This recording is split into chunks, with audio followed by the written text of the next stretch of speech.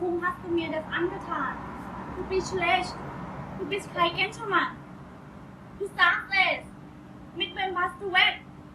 Warum sagst du nicht?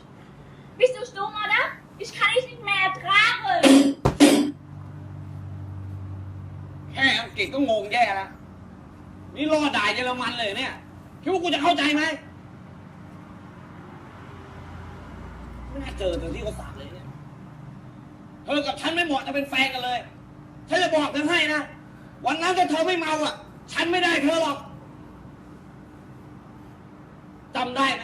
เมื่อก่อนเธอยังไงฉันยังไงเธอใช่ไหมที่เก็บจนขึ้นมาจากสลัมอ่ะ